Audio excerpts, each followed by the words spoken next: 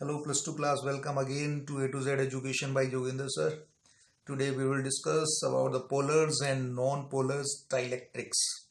So first of all let's discuss about the dielectric. What is the dielectric is? तो dielectric होता है the non-conducting material in which equal and opposite charges are produced on their opposite faces on the application of electric field, right? So dielectric is it's a non-conducting material. एक non-conducting material है, या इसे हम एक insulator भी बोल सकते हैं, but it's not purely insulator.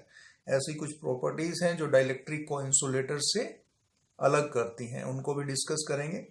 तो याद रखना है dielectric is what? It's a non conducting material in which equal and opposite charges are produced on their opposite faces. कब? On the application of electric field. जब electric field apply की जाती है तो उसमें चार्जेस इंड्यूस्ड हो सकते हैं.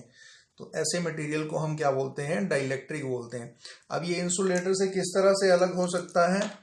तो there are certain characteristics which differentiate between the dielectric and insulator. जैसे अगर डाइलेक्ट्रिक की बात करें हम, डाइलेक्ट्रिक एंड इंसुलेटर. डाइलेक्ट्रिक जो होता है चार्जेस को स्टोर करता है, इट स्टोर चार्जेस.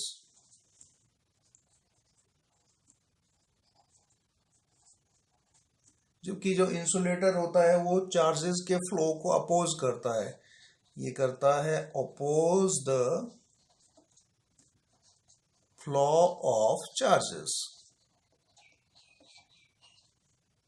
राइट. अब इसमें हमने एक कैरेक्टरिस्टिक्स पढ़ा अभी कि it induces equal and opposite charges on the application of electric field. यानी जब इलेक्ट्रिक फील्ड अप्लाई की जाती है तो चार्जेस पोलराइज हो जाते हैं, इसको हम पोलराइजेशन बोलते हैं. ये डाइलेक्ट्रिक में हो सकता है, इंसुलेटर में नहीं हो सकता. यानी दूसरा डिफरेंस है it polarise in electric field,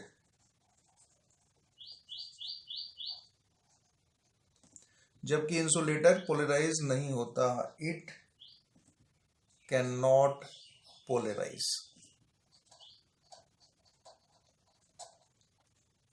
clear? Dielectric के अंदर जो एटम्स होते हैं वो वीकली बाउंडेड होते हैं, वीकली बॉन्डेड होते हैं, वीकली बॉन्डेड. जबकि इंसुलेटर में स्ट्रांगली बॉन्डेड होते हैं.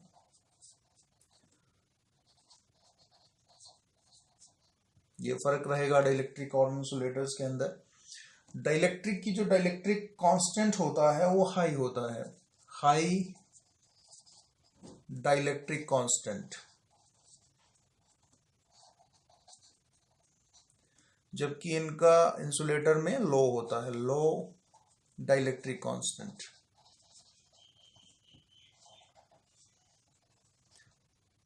Clear?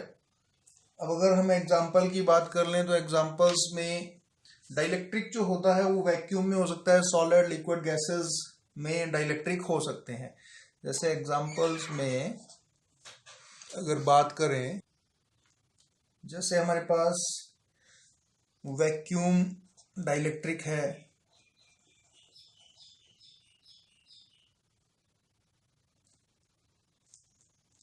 Liquid, solid, liquid, gases, ये सारे के सारे डाइलेक्ट्रिक हो सकते हैं. जैसे अगर सॉलिड्स की बात करें तो सॉलिड में पेपर, ग्लास एटसेट्रा, ये हमारे पास डाइलेक्ट्रिक हो सकते हैं. लिक्विड की बात करें तो लिक्विड में डिस्टिल्ड वाटर,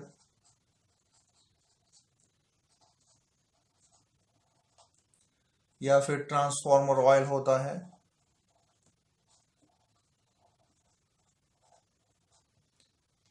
ये डाइलेक्ट्रिक हो सकता है. गैसेस में अगर हम बात करें तो गैसेस के अंदर नाइट्रोजन, ड्राई एयर, हीलियम या ऑक्साइड्स ऑफ सम मेटल्स, कुछ मेटल्स के ऑक्साइड होते हैं, ऑक्साइड ऑफ मेटल्स, ये सारे के सारे डाइलेक्ट्रिक्स के अंदर आते हैं, राइट। और इंसुलेटर में, जैसे इंसुलेटर की बात करें तो इंसुलेटर्स में हमारे पास प्लास्टिक, रबर, वुड एक्सेट्रा, ये सारे के सारे इंसुलेटर में आते हैं। तो कई बार डाइलेक्ट्रिक को हम इंसुलेटर भी कहते हैं, but it is not purely insulator, right. इसका कारण ये है कि it can store the charges, जबकि इंसुलेटर जो होता है वो चार्जेस के फ्लो को क्या करता है, अपोज करता है। इलेक्ट्रिक फील्ड के अंदर डाइलेक्ट्रिक पोलराइज हो जाता है। पोलराइज का मतलब होता है कि उसमें चार्जेस इंड्यूस्ड हो जाते हैं, equal and opposite charges induced, जबकि इंसुलेटर के केस में ऐसा नहीं होता। इसमें जो मॉलिक्यूल्स होते हैं, जो एटम्स होते हैं, वो वीकली बाउंड होते हैं डाइलेक्ट्रिक के केस में, जबकि इंसुलेटर में स्ट्रांगली बॉन्डेड होते हैं। डाइलेक्ट्रिक कांस्टेंट डाइलेक्ट्रिक्स में हाई होता है, जबकि इंसुलेटर में लो होता है। तो they are certain properties which differentiate between the dielectric and insulators. अब जो डाइलेक्ट्रिक्स होते हैं उनको अगर हम मॉलिक्यूल्स में डिवाइड करें, मटेरियल्स में डिवाइड करें, they are of two types, one is polar and other one is the non polar dielectric. तो डिस्कस करते हैं what are polars and non polar dielectrics.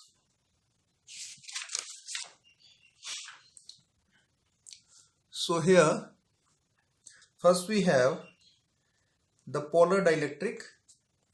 दो तरह के मटेरियल्स होते हैं, पोलर्स एंड नॉन पोलर। तो पोलर्स क्या होते हैं? Polar dielectric, these are made up of molecules in which centre of mass of positive charge does not coincide with the centre of mass of negative charge, जिसमें positive charges का centre of mass negative charges के centre of mass से coincide नहीं करता, उनको हम बोलते हैं पोलर डाइलेक्ट्रिक्स। यानी इसमें पॉजिटिव और जो नेगेटिव चार्जेस हैं वो सेपरेट रहते हैं थ्रू सर्टेन डिस्टेंस। जैसे HCl है हमारे पास, H2O है या अमोनिया है, ये सारे के सारे क्या है हमारे पास पोलर डाइलेक्ट्रिक्स हैं।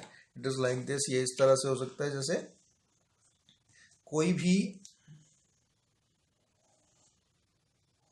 एटम होता है उसमें पॉजिटिवली चार्ज न्यूक्लियस होता है और उसके अराउंड इलेक्ट्रॉन्स होते हैं,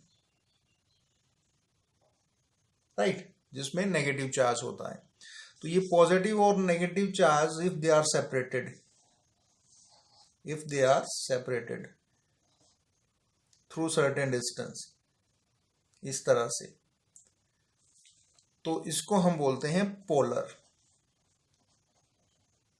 यहां पर पॉजिटिव और नेगेटिव चार्ज का जो सेंटर मास होता है वो डिस्प्लेस्ड होता है, यानी एक पॉइंट पर कोइंसाइड नहीं करता, राइट। जैसे हमारे पास वाटर मॉलिक्यूल है H2O, वाटर है, राइट। तो इसमें पॉजिटिव चार्ज और negative charge they are separated, right. ये एक पॉइंट पर कोइंसाइड नहीं करते, इस तरह से ये पोल्स बनाते हैं, दे बिकम्स अ पोल। तो इसको हम पोलर मॉलिक्यूल बोलते हैं। ये HCl है हमारे पास, राइट। तो इस तरह के जितने भी मॉलिक्यूल्स हैं, they are in which the centre of mass of positive charge not coincide with the centre of mass of negative charge, तो उसको हम बोलते हैं पोलर मॉलिक्यूल्स, राइट। तो याद रखना है पोलर मॉलिक्यूल्स होता है या डाइलेक्ट्रिक होता है, these are made of molecules in which the center of mass of positive charges does not coincide with the center of mass of negative charge। Example आ गया HCl आ गया, वाटर आ गया, ammonia आ गया, एटसेट्रा, राइट। और इनका जो होता है परमानेंट डाइपोल मूवमेंट होता है। परमानेंट डाइपोल मूवमेंट का मतलब हुआ कि दे आर सेपरेटेड। अगर वो सेपरेटेड हैं तो उनका डाइपोल मूवमेंट जो होता है परमानेंट होता है। डाइपोल मूवमेंट क्या होता है? प्रोडक्ट होता है चार्ज का और डाइपोल लेंथ का, that is dipole movement. Clear?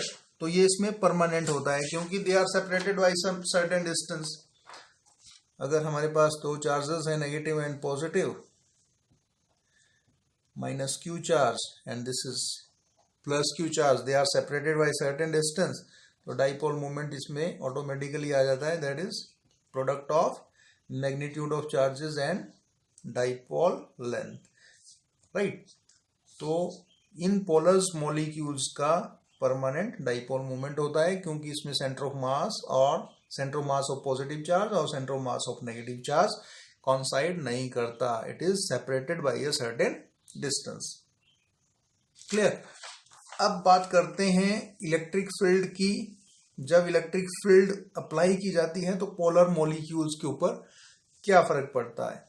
अब यहां देखिए, यहां पर डायग्राम है, in the absence of, this is the case when electric field is zero, यहां पर अब्सेंस ऑफ इलेक्ट्रिक फील्ड। ऐसे केसेस में क्या होता है, जितने भी पोलर डाइलेक्ट्रिक्स होते हैं वो क्लोज लूप बनाते हैं इस तरह से, they form a close loop like this, positive और नेगेटिव चार्जेस सेपरेटेड और एक क्लोज लूप बनाते हैं, राइट। तो ऐसे केसेस में जो पॉजिटिव चार्ज है वो नेगेटिव के इफेक्ट को खत्म कर देता है, पॉजिटिव नेगेटिव के इफेक्ट को खत्म करेगा, तो जो नेट डाइपोल मोमेंट होता है वो कितना हो जाता है, इसमें जीरो होता है, right. Net dipole moment is zero. हालांकि इनमें परमानेंट डाइपोल मोमेंट है, but in the absence of electric field, अगर इलेक्ट्रिक फील्ड नहीं है तो डाइपोल मोमेंट भी कितना होगा, जीरो होगा। क्यों?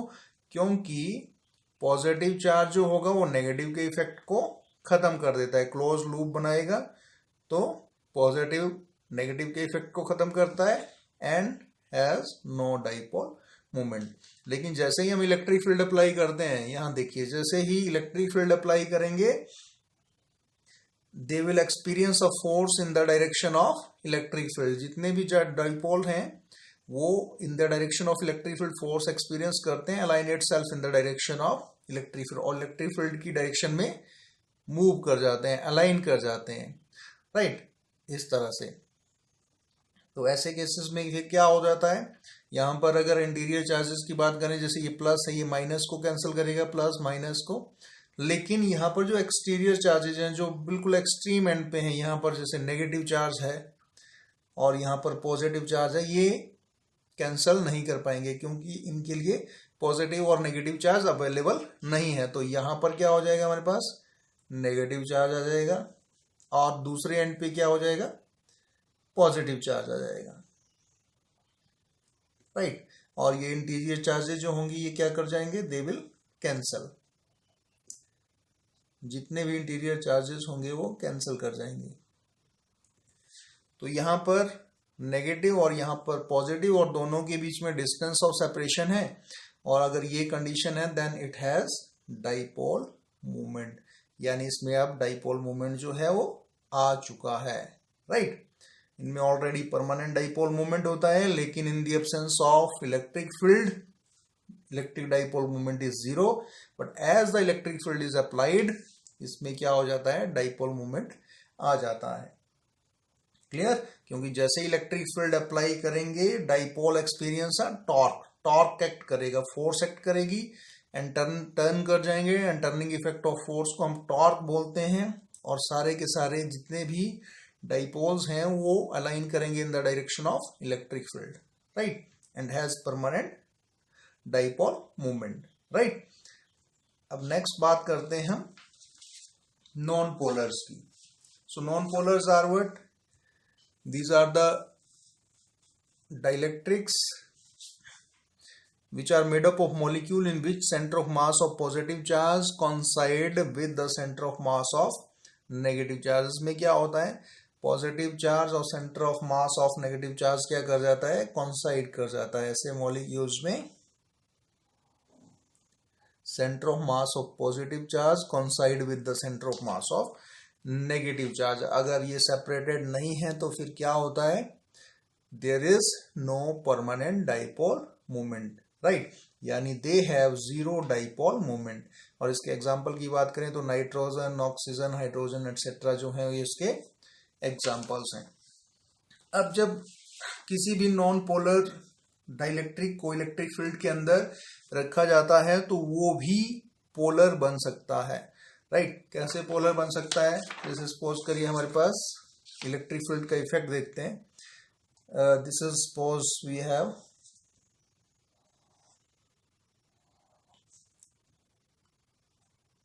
Non polar. क्लियर.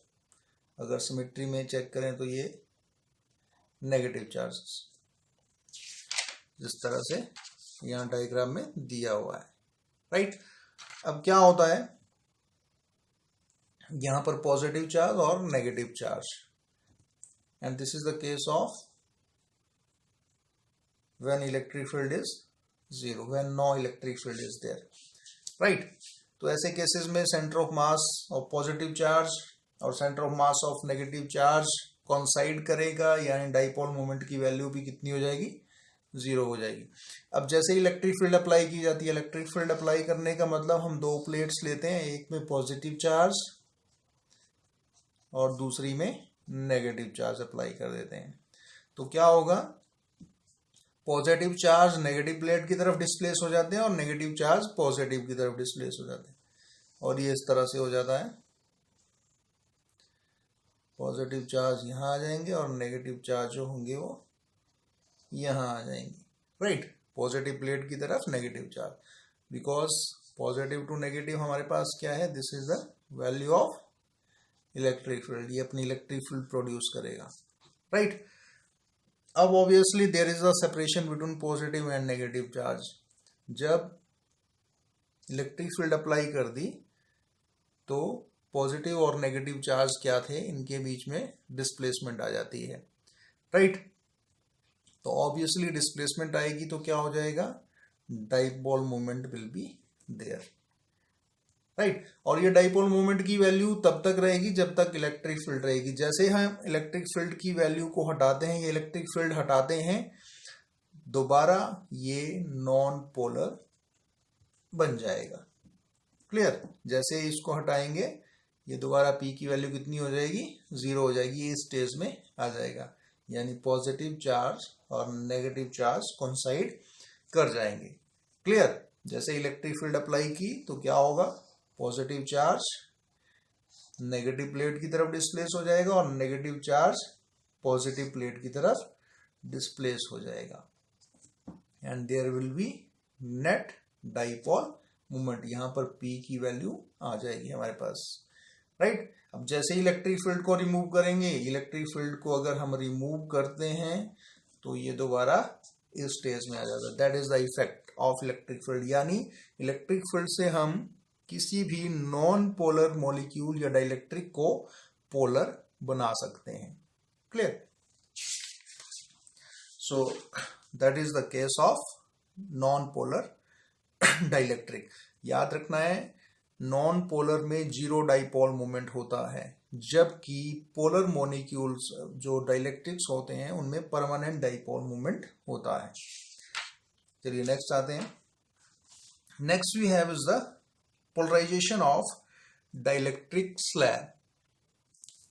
तो डिस्कस करते हैं. डाइलेक्ट्रिक ऑलरेडी हमने डिस्कस किया, non conducting material which equal and opposite charges are induced or produced on the opposite faces on the application of electric field are called dielectric. अब polarisation क्या होता है, इसी प्रोसेस को, ये जो प्रोसेस होती है, it is the process of inducing equal and opposite charges on the two opposite faces of dielectric on the application of electric field. उसे हम पोलराइजेशन बोलते हैं. यानी जब किसी डाइलेक्ट्रिक के अपोजिट फेसेस में equal and opposite charges induced हो जाते हैं, दैट इज कॉल्ड पोलराइजेशन.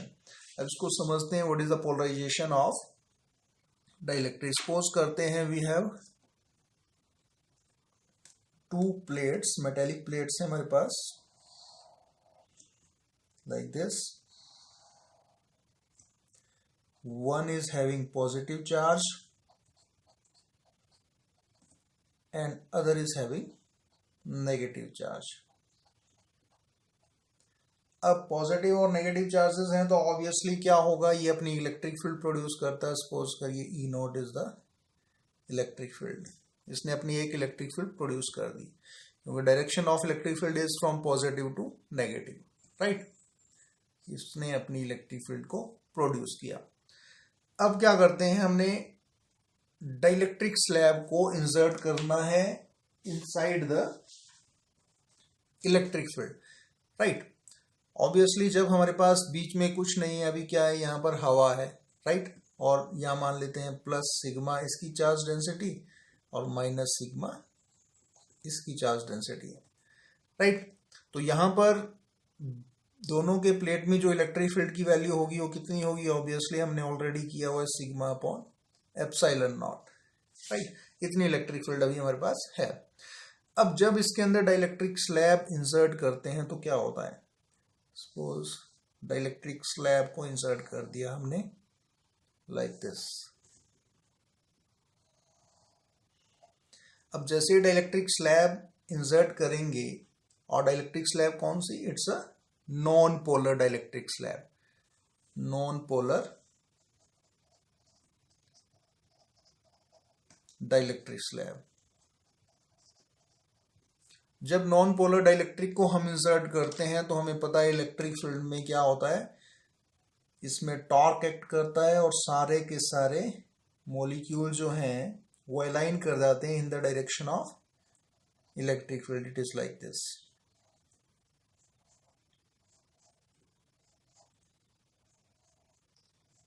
जितने भी नॉन पोलर मॉलिक्यूल्स हैं they will align in the direction of electric field. This is negative charge, this is positive negative positive negative positive, इस तरह से ये सारे के सारे अलाइन कर जाएंगे लाइक दिस।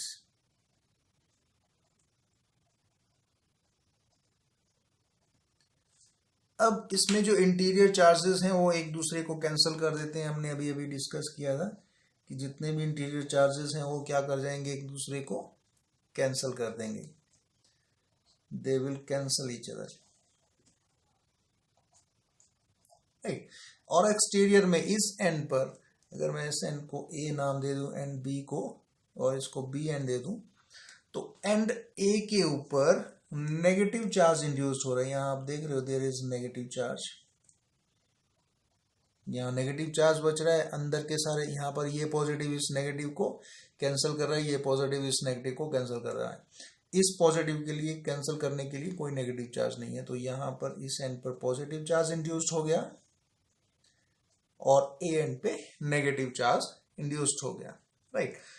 तो ये जो इंड्यूस्ड चार्जेस, ये जो चार्जेस इंड्यूस्ड हो रहे हैं डाइलेक्ट्रिक स्लैब के अंदर, इसी को हम पोलराइजेशन बोलते हैं। Process of inducing equal and opposite charges on the two opposite faces of the dielectric on the application of electric field is called polarisation. तो यही प्रोसेस पोलराइजेशन होती है जिसमें एन ए के ऊपर नेगेटिव चार्ज इंड्यूस हो गया और बी के ऊपर पॉजिटिव चार्ज इंड्यूस्ड हो जाता है, राइट? अब वो ऑब्वियसली ये दोनों सेपरेटेड है तो इसमें डाइपोल मूवमेंट भी होगा। नेगेटिव और पॉजिटिव के बीच में there is certain distance of separation, तो क्या हो जाएगा, इसमें डाइपोल मूवमेंट भी होगा। अब यहाँ पर पोलराइजेशन से ये चार्जेस इंड्यूस्ड हुए हैं तो इसको हम नाम, इसकी जो चार्ज डेंसिटी है इसको हम माइनस सिग्मा पी बोल सकते हैं और इसको बोल सकते हैं plus sigma P, P for polarisation, right? Minus sigma P and plus sigma P with the charge density of side A and B. Clear? तो ये प्रोसेस होती है पोलराइजेशन। अब देखिए, अब यहां पर पॉजिटिव चार्ज है और यहां पर ए पे नेगेटिव चार्ज है, तो इसने भी क्या कर दिया, अपनी इलेक्ट्रिक फील्ड प्रोड्यूस कर दी। क्योंकि जब दो प्लेट्स होते हैं and separated by a certain distance having opposite charges, तो वो अपनी इलेक्ट्रिक फील्ड प्रोड्यूस कर सकते हैं। तो यहां पर पॉजिटिव और नेगेटिव ने क्या किया, अपनी इलेक्ट्रिक फील्ड प्रोड्यूस कर दी। किस डायरेक्शन में? Opposite to the direction of electric external electric field. External electric field की डायरेक्शन टूवर्ड्स ईस्ट है, तो यहां पर इस डाइलेक्ट्रिक स्लैब की इलेक्ट्रिक फील्ड हो जाएगी टूवर्ड्स वेस्ट, अपोजिट डायरेक्शन में। लेट इट बी ईपी, इसको हम मान लेते हैं ईपी, यानी electric field due to polarisation. अब होता क्या है, जब डाइलेक्ट्रिक स्लैब को इलेक्ट्रिक फील्ड के अंदर रखते हैं तो ये अपोजिट डायरेक्शन में अपना एक इलेक्ट्रिक फील्ड प्रोड्यूस कर लेता है। इसको बोलते हैं इंड्यूस्ड इलेक्ट्रिक फील्ड। यहां पर क्या है, ईपी जो है, EP is the induced electric field. Clear. अब इसने क्या किया, एक्सटर्नल इलेक्ट्रिक फील्ड की जो वैल्यू है उसको कम करना शुरू कर दिया, because it is in opposite direction, right. यानी डाइलेक्ट्रिक स्लैब जो होता है एक्सटर्नल इलेक्ट्रिक फील्ड की वैल्यू को रिड्यूस कर देता है। अब ये अपोजिट डायरेक्शन में जा रहा है तो ये क्या करेगा, ई नॉट की वैल्यू को कम कर रहा है, राइट, रिड्यूस कर रहा है। कितना कम कर रहा है, यानी अब जो नेट वैल्यू रहेगी between the dielectric, right, net value of electric field in the dielectric कितनी रहेगी, वो जो इसको कम कर रहा है, किस अमाउंट में ये वैल्यू ईपी जो है ई नॉट की वैल्यू को कम कर रहा है, उसको हम बोलते हैं reduced value of electric field. यानी नेट इलेक्ट्रिक फील्ड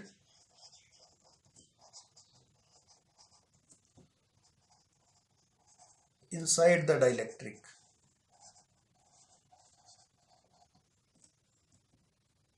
कितनी हो जाएगी, इसको हम मान लेते हैं E, और ये हो जाएगा ई नॉट माइनस ईपी, राइट।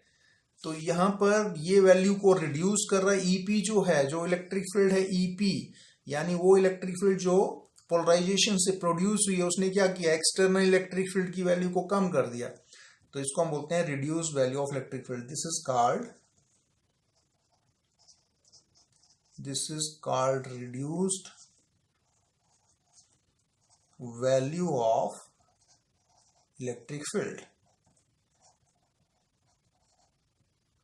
याद रखना है, net electric field inside the dielectric is called reduce value of electric field. या इसको हम ऐसे भी लिख सकते हैं, E is equal to E not हमें पता है सिग्मा अपॉन एप्सिलॉन नॉट, उसी तरह से ईपी लिख सकते हैं हम sigma P upon epsilon naught. तो ये हो जाएगा हमारे पास sigma minus sigma P upon epsilon naught. That is the formula for the reduced value of electric field, and the whole process is called polarization. The whole process is called polarization.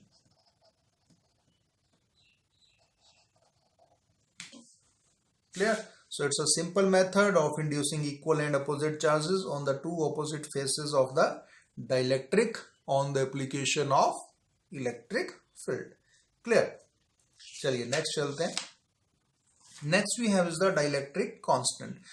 अब जो dielectric होता है उसकी अपनी एक property होती है जिसको हम बोलते हैं dielectric constant. What is the dielectric constant is?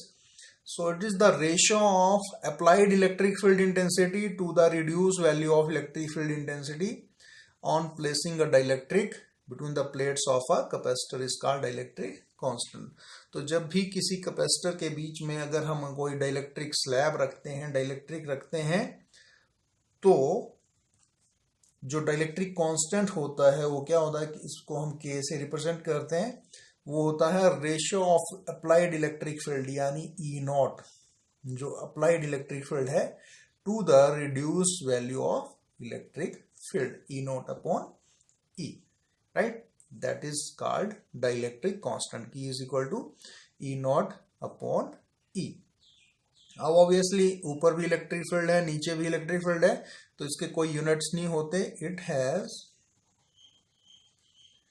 No units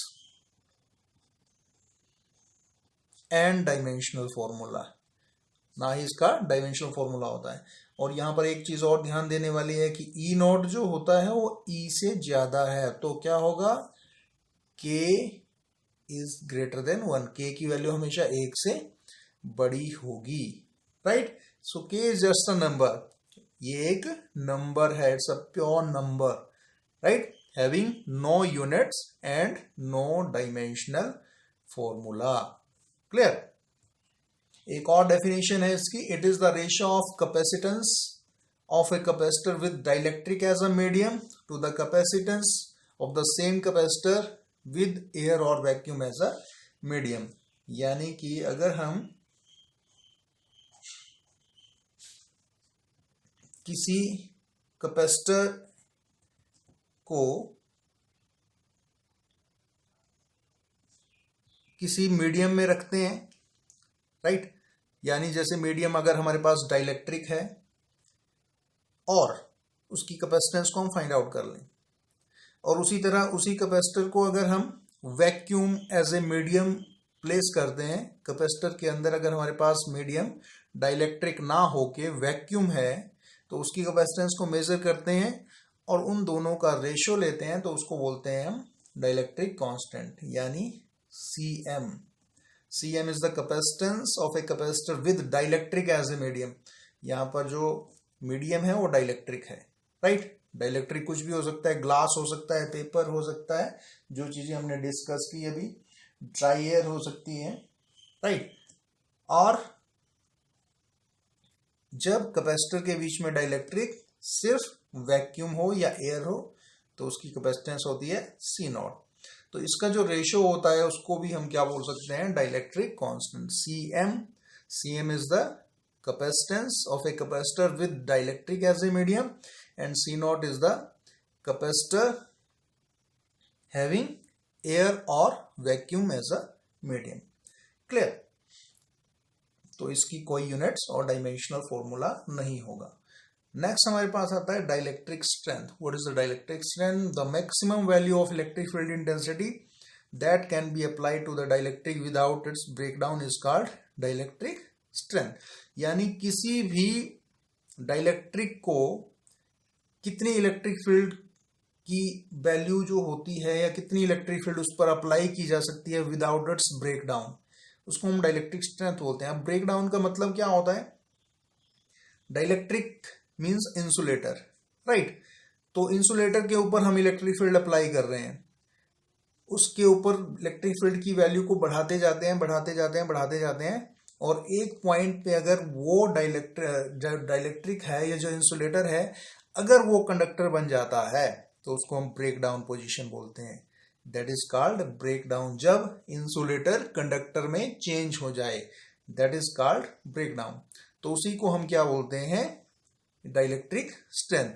जो maximum value of electric field intensity that can be applied to the dielectric without its breakdown, यानी बिना कंडक्टर में चेंज हुए कोई डाइलेक्ट्रिक कितनी इलेक्ट्रिक फील्ड की value को सहन कर सकता है, उसके ऊपर हम कितनी वैल्यू अप्लाई कर सकते हैं, उसी को हम डाइलेक्ट्रिक स्ट्रेंथ बोलते हैं जब वो कंडक्टर में चेंज ना हो। Without its breakdown means without changing into the conductor.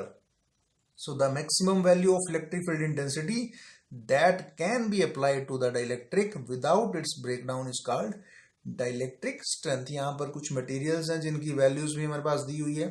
जैसे वैक्यूम की जो डाइलेक्ट्रिक स्ट्रेंथ होती है इनफाइनाइट होती है, एयर की 3, पेपर 16, रबर 21, माइका 160 to 200। तो एज पर डेफिनेशन जो इसका फॉर्मूला हमारे पास बनता है डाइलेक्ट्रिक स्ट्रेंथ का, वो बनता है E breakdown is equal to V breakdown upon distance of separation, यानी D, राइट।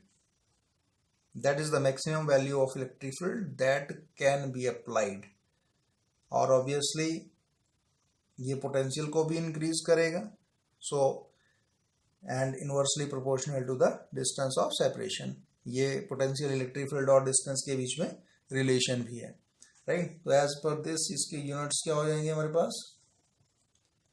यूनिट होता है इसका V is potential, so it's volt, और डिस्टेंस का मीटर, वोल्ट मीटर इनवर्स। लेकिन जो इसका प्रैक्टिकल यूनिट है, प्रैक्टिकल यूनिट वो होता है हमारे पास किलो वोल्ट पर मिलीमीटर पर mm, kV पर mm। Clear? So that is the dielectric strength. Clear? So students, these were the topics and I hope you all understand these topics. Thank you. Have a nice day.